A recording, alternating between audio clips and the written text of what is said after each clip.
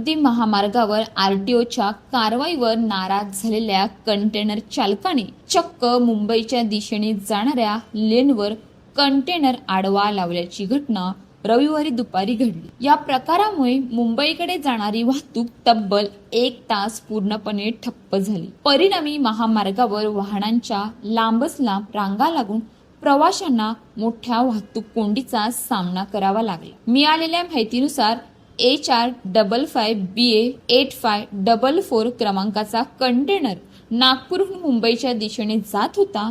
Sawangi police ठाण्याच्या हद्दीतील गणेश परिसरातील एका पेट्रोल पंपाजवळ आरटीओच्या पथकाने कंटेनर थांबवून चालकाकडे वाहनाची कागदपत्रे मागितली। कागदपत्रांची तपासणी केली असता काही त्रुटी आढळून आल्याने चालकावर दंडात्मक कारवाई करण्यात आली।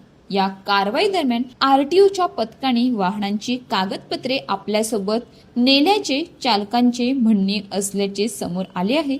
सकाळच्या सुमारास कारवाई झाल्यानंतर चालक अनेक तास त्याच परिसरात कंटेनर घेऊन थांबला होता, मात्र कागदपत्रे परत मिळत नसल्याने तो संतप्त झाला। दुपारी 4:30च्या सुमारास चालकाने आपला कंटेनर च्या दिशेने जाणाऱ्या लेनमध्ये आडवा लावला। कंटेनर महामार्गाच्या मार्गातच उभा राहिल्याने मागून येणारी वाहने जागीच थांबू लागली। काही वेळातच छोटी मोठी वाहने मोठ्या संख्येने अडकली आणि मुंबई लेनवरील वाहतूक पूर्णपणे ठप्प झाली। कंटेनर चालकाने आपल्यावर झालेल्या कारवाईची माहिती इतर वाहन चालकांना दिली।